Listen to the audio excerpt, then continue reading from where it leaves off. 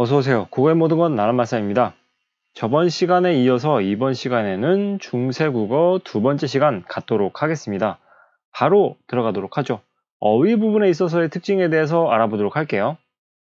자, 고1 국어 교과서에 나와 있는 그 어휘의 특성 하면 첫 번째 다양한 고유어를 사용했다는 게 등장하고요. 그 다음에 두 번째로 어떤 얘기를 하고 있냐면요. 한자어의 쓰임이 많이 증가했다라는 얘기를 하고 있습니다. 자, 그와 더불어 이 외래어까지도 많이 들어오게 되었다라는 얘기를 하고 있어요. 외래어의 유입이라고 쓰면 될 것 같은데 사실 이 외래어에 대한 그 정의를 알고 있겠죠. 외국어랑 외래어 정도는 구분할 수 있어야 됩니다. 뭐 선생님이야 뭐 각 교실 들어가서 외래어와 외국어를 구별하는 방법에 대해서 언급을 하긴 했었지만 어쨌든 외래어는 쉽게 말하자면 우리말입니다. 우리말이긴 한데 다만 다른 말로 대체할 수가 없는, 그러니까 우리말로 아예 귀화해버린 그런 케이스라고 보면 되겠죠. 이를테면 지금 현재로서 외래어의 다른 예를 들어보자면 커피라든지 아니면 택시라든지 아니면 버스라든지 이런 식의 것들은 다른 말로 대체할 수가 없는 그냥 우리말이 되어버린 케이스인 거죠. 출시는 외국일지언정 어쨌든 우리말이 되어버린 케이스, 그게 다 외래어입니다. 근데 외래어가 많이 유입됐다 라고 얘기를 하고 있습니다. 자, 요 세 가지가 이제 고1 국어 교과서에 언급한 어휘의 특성이라고 본다면 지금부터 얘기하는 부분은 이제 고2 언어와 매체 교과서에 언급된 그 어휘적 특성에 대한 언급입니다. 자, 무엇이 나왔냐면요. 자, 이렇게 사오납다라는 중세국어의 어휘가 이제 음절이 줄어들면서 현대국어의 사납다로 이제 변형되었다. 그 시간의 흐름에 따라서 뭐 이렇게 어휘가 뜻이 변하거나 아니면 모양새가 변하는 거, 이걸 언어의 역사성이라고 하는데 지금 이렇게 시간의 흐름에 따라서 사오납다가 사납다로 변한 케이스, 이것을 얘기하고 있습니다. 사실 이 사오납다라는 뜻은요, 교과서에 의하면 좋지 않다 아니면 뭐 질이 낮다 뭐 이런 뜻으로 쓰이고 있죠, 그죠? 근데 지금 이 현대국어의 사납다는 뭐 성질이나 행동이 모질고 억세다 뭐 이런 식으로 바뀌었다 라는 얘기를 하고 있어요. 네. 그다음에 또 어휘에 대한 언급을 한 게 또 하나가 있는데 그게 뭐냐면요, 지금 현재로서는 되게 라는 말로 쓰이는 이 되다입니다. 되다. 자, 이 친구는요, 사실 이게 어휘적으로는 뭐 교과서에 나타난 바로는 병이 깊다, 병이 중하다 이런 표현을 갖다가 되다로 표현하고 있다고 얘기했어요. 자, 근데 이게 시간이 가면 갈수록 뭐 지금 현대국어에서의 어떤 되게로 이렇게 변하게 된 그런 아주 몹시라는 의미의 부사어로 변하게 된 것과 관련이 있다라고 얘기를 하고 있어요. 그래서 그냥 이렇게 짚고 넘어가면 될 것 같습니다. 되게 크게 중요한 건 아닌 부분인 거고요. 지금 언어와 매체 지금 교과서 지금 보면서도 왜 굳이 어휘에 대한 언급을 하면서 차라리 이런 식으로 포괄적인 어떤 특징에 대한 언급을 하면 좋겠는데 굳이 사납다와 되다라는 이 두 가지의 어휘만 지금 짚고 넘어갔는지 그건 좀 약간 이해가 안 가는데 그냥 대표적인 케이스로 이런 예들도 있다더라라고 이게 설명하고 싶었나 봐요. 어쨌든 사납다, 되다 뭐 이것 말고도 셀 수 없을 정도로 많겠죠. 예, 단어들이 뭐 지금의 어휘와 다른 양상을 보이는, 사용 양상을 보이는 것들, 모양이 변한 것들, 의미가 변한 것들 아주 많습니다. 근데 사실 이것도 그래요. 생각나는 것들이 있으니까 지금 얘기하는데 놈과 같은 경우도 지금은 놈이 상당히 부정적인 의미로 쓰이지만 과거의 그 놈은요, 그냥 보통 사람을 의미합니다. 근데 그런 것도 이 어휘상의 어떤 특징이라고 볼 수가 있겠죠. 그러니까 의미의 축소가 이루어진 부분이라고 볼 수가 있겠죠. 아니면은 뭐 모양새가 변한 것 같은 경우에는 사실 지금으로서는 숫자 1000을 가리키는 이 1000의 말을 예전에는 지문이라고 얘기했었는데 이게 1000으로 바뀌어버렸다는 거. 사실 이게 바뀌었다기보다는 지문과 1000이 대결을 했는데 지문이 이제 사어가 됐죠. 이제 지고 그 다음에 1000이 살아남아서 이렇게 1000이라는 말만 지금 쓰이고 있다는 점, 뭐 이런 식의 것들도 다 어휘적 특성이라 볼 수가 있겠습니다. 아주 많죠. 그 다음에 지금 여기 훈민정음에 나와 있는 어여쁘다, 이 말도 지금으로서는 사실 예쁘다라는 말로 통용될 것만 같지만 이때 당시 어여쁘다라는 말의 뜻은 가엾다 이런 말로 쓰이고 있다는 거, 뭐 이런 것들도 다 어휘적 특성이라 볼 수 있겠죠. 그러니까 이거 뭐 짚고 넘어가자면 어마무시합니다. 네, 하지만 지금 교과서 2학년 언어와 매체 교과서에서는 사오납다, 되다 이 두 가지만 지금 언급을 하고 얘기하고 있기 때문에 뭐 그냥 그런갑다 하고 넘어가면 될 것 같습니다. 자, 그 다음에 어휘의 특징 중에 마지막으로 히읗 종성 체언이 있거든요. 여러분들 교과서 202페이지에서 한 세 번째 줄에 여기 나와 있습니다. 나할은 명사 나 히읗의 목적격 조사 알이 결합한 것이다. 이렇게 되어 있는데, 그러니까 201페이지에 나와 있는 이 삼강행실도의 그 두 번째 줄에 이 단어가 등장합니다. 나, 할. 자, 근데 이 친구를 분석을 해보자면 이렇게 분석하는 것이죠. 나, 히읗 플러스 여기에 목적격 조사 이 친구가 붙었다는 것이죠. 그러니 어떤 단어들은 간혹 이렇게 히읗이 꼬리처럼 뒤따라 붙는 그런 친구들이 있다. 얘네들을 다 뭐라 부르냐면 히읗 종성 체언이라고 부릅니다. 네, 이런 친구들이 분명 존재해요.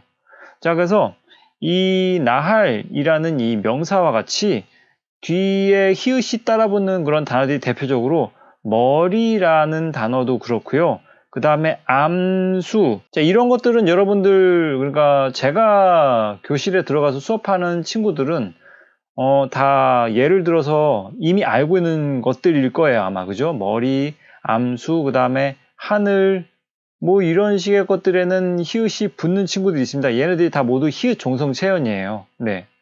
그래서 교과서에도 나오지만은 암탉, 수컷, 암탉, 살코기 얘네들이 다 이렇게 된 데는 이유가 있습니다. 히읗과 축약이 된 형태가 굳어져서 그래요. 자, 그래서 이것만 예를 들어보자면 이렇게 볼 수가 있는 것입니다. 머리 뒤에 원래 히읗이 붙어 있단 말이지. 그 다음에 가락이라는 말이 합쳐져서 여기서 히읗과 기역이 합쳐지면 어떤 축약의 형태가 나오나요? 맞습니다. 거센소리 키읔이 나오죠. 네. 그래서 우리는 이것을 뭐라고 쓰고 읽습니까? 머리카락이라고 쓰고 읽습니다. 그러니까 축약된 형태가 굳어진 것이라 볼 수 있겠죠. 암탉도 수탉도 마찬가지인 겁니다. 그래도 간단하게 한번 해볼까요? 히읗이라는 명사에 닭이라는 명사가 붙어서 히읗과 디귿이 만나니 뭐로 축약이 되었더라? 티읕으로. 자, 그래서 이것이 굳어진 형태로 암탉이라고 우리는 쓰고 읽는 것입니다. 됐죠? 자, 이런 히읗 종성 체언의 어휘적 특성까지 여러 가지의 것들이 있다더라. 이 특성 알아두면 좋을 것 같습니다. 자, 그 다음에 이번에는 표기에 대한 특징을 하나하나 설명하도록 하겠습니다. 그래서 표기 부분은 좀 중요하다고 볼 수가 있겠습니다. 자, 그러면 첫 번째 특징부터 알아보도록 하죠. 자, 어떤 특징이 있냐면요. 일단 중세국어의 표기법 하면은 가장 눈에 띄는 것은 바로 팔종성법입니다. 이 팔종성법에 해당되는 그런 자음들을 먼저 짚고 넘어가야 되겠죠. 어떤 자음들이냐면요. 가, 느, 다, 란, 물, 방, 울. 여기에 시옷만 더 집어넣으면 돼요. 네. 그리고 이 이응은 그냥 이응이 아니라 꼭지가 달린 옛 이응입니다. 네. 그걸 꼭 기억해야 돼요. 자, 팔종성법 쉽게 말하자면 받침에 쓸 수 있는 이 자음은 요 기역, 니은, 디귿, 리을, 미음, 비읍, 이응, 시옷으로 한정합니다. 네. 요걸 좀 알아둬야 돼요. 그러니까 다른 자음이 올 수 없습니다. 끝소리에 요것만 올 수 있다. 종성 쪽에. 사실 이런 팔종성법이 이렇게 만들어진 데에는 이런 내용이 있습니다. 종성, 부용, 초성이라는 건데요. 그냥 알아만 두세요. 되게 막 크게 중요한 건 아닙니다.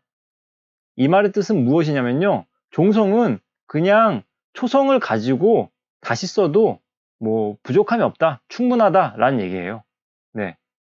다시 말해 종성을 위해서 따로 문자를 만들지 않겠다는 뜻이죠. 그냥 초성의 글자를 다시 쓴다 라는 얘기입니다. 알겠죠? 그게 종성부용 초성이에요. 그래서 초성에 올 법한 그런 자음들을 모두 종성 쪽에 갖다 쓰는데 다만 종성에 쓸 수 있는 글자는 총 8가지밖에 없다는 것이죠. 기역, 니은, 디귿, 리을, 미음, 비읍, 이응, 시옷. 네. 지금 우리가 알고 있는 현대문법에서 발음할 때 그 끝소리로 올 수 있는 음절 끝소리 규칙, 거기에 올 수 있는 자음은 이거밖에 없었죠. 가, 느, 다, 란, 물, 방, 울. 근데 여기에서 얘가 이응이 옛 이응으로 바뀌었다 생각하면 되고 여기에다 시옷만 더 추가한 형태가 바로 팔종성법으로 올 수 있는 중세국어에서 종성 쪽에 올 수 있는 자음 요 8가지라고 생각하면 됩니다. 됐죠? 자, 그 다음에 두 번째는 뭐냐면요. 연철과 분철에 대해서 좀 알아보도록 하겠습니다. 일단 여러분들 연철과 분철에 대해서 잘 알고 있는지 모르겠어요. 일단 연철은 무엇이냐면요. 이어적기라고 얘기하기도 합니다. 그러니까 발음 나는 대로 적는 것과 비슷한 것이죠. 그 다음에 이것과 대조적으로 분철이라는 개념이 또 있습니다. 이거는 느낌상 알겠지만 끊어적기를 분철이라고 얘기합니다. 끊어적기, 이 분철은 글자의 원래 형태를 밝혀서 적는 케이스고요. 이거는 그냥 발음 나는 대로 이어서 쭉 적는 것입니다. 만약에 예를 들어 꿈에라는 그런 글자를 이제 이어적기로 발음한다면 꿈에 이런 식으로 쓰는 거잖아요. 그죠? 자, 여기 훈민정음 서문 부분에서도 대부분이 다 이 연철로 이어적기의 방식으로 쓰였을 것입니다. 그죠? 그런데 이 15세기에는 연철만 쓰였던 건 아니고 월인청강지곡이라는 글을 보면요. 거기에선 아주 중간중간 잘 찾아보면 분철도 등장하긴 해요. 자, 그래서 결론부터 말하자면 분철이 많이 쓰이게 된 시기는 16세기부터 많이 쓰이게 되긴 했지만 그래도 15세기 때는 조금 쓰이긴 쓰였다는 거. 하지만 16세기 때부터 그 원래 형태를 밝혀 적는 분철이 많이 확대되는 양상을 보였다더라. 그걸 알아두면 돼요. 자, 그래서 월인청강지곡의 예를 들어보자면요. 어쨌든 15세기 때 분철이 쓰였던 되게 희귀한 예입니다. 자, 가져왔습니다. 월인청강지곡에 나타난 부분인데요. 15세기 자료임에도 불구하고 분철이 쓰인 희귀한 케이스가 여기 있습니다. 자, 이 말을 해석하자면요. 세존의 일을 말씀에 올리겠으니 말리 밖의 일이라도 눈에 보이시는 듯이 여기십시오 라고 해석하면 되는 건데요. 이게 뭐 중요한 게 아니에요. 자, 근데 우리는 끊어적기 찾아야 되잖아요. 어디에 끊어적기가 나와 있습니까? 바로 여기에 나와 있죠. 찾았어요? 눈에 보이는 듯. 여기서 눈, 우리의 눈을 말합니다. 그 눈에 보이는 듯. 근데 이게 만약에 일반적인 15세기의 연철의 표기라고 한다면 아마도 눈에라고 써야 될 거예요. 얘가 아마도 연철 표기의 예가 되겠죠. 하지만 이런 식으로 적지 않았단 말이죠.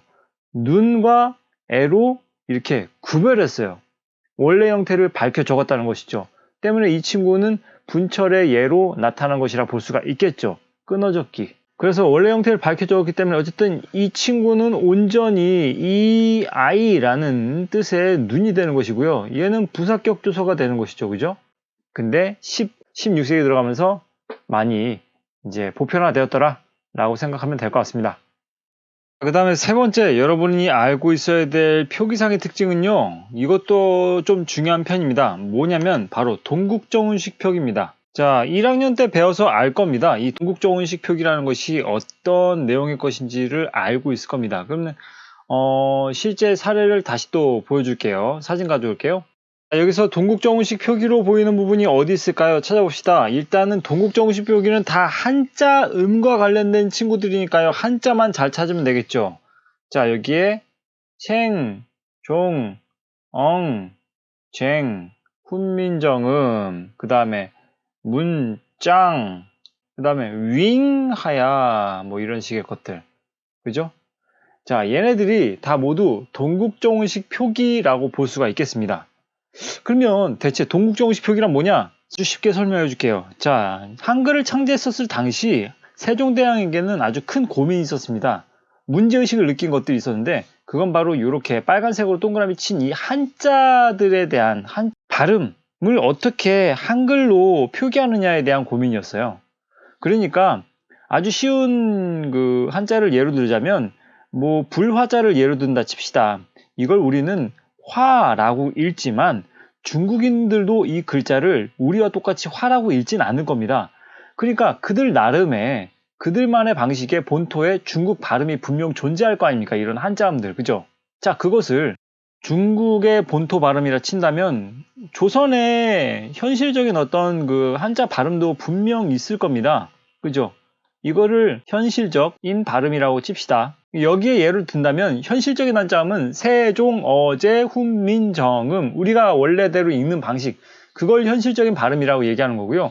그 다음에 이걸 중국인들 어떻게 읽는지 모르겠지만 본토의 발음이 분명 존재할 것입니다. 이거를 중국인 데려와서 야 이거 읽어봐 하면은 세종, 어제, 훈민정음이라고 읽지 않을 거란 말이죠. 무슨 말인지 알겠죠? 자, 그래서 이 중국의 본토 발음과 그 다음에 조선의 발음 사이에서의 이 간극을 상당히 고민했던 거예요.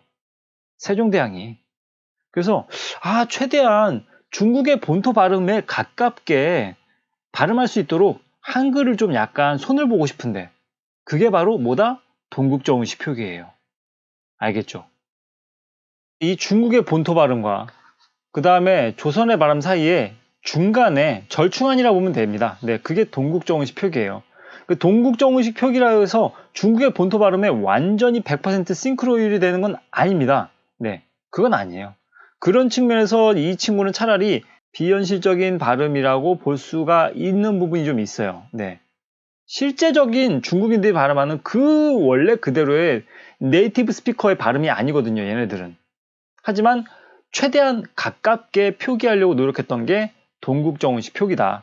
이걸 좀 알아두면 돼요. 자, 그 다음에 한 가지 더 여러분들한테 말하고 싶은 거는요, 그 구조상, 한글과 중국어는요, 구조상 좀 차이가 있습니다. 일단 한글은 초성과 중성과 종성으로 이루어져 있지만 사실 세종어제의 새만 봐도 알 수 있겠듯이 초성과 중성으로만 이루어져서도 글자를 만들 수 있다는 그런 특징이 있어요.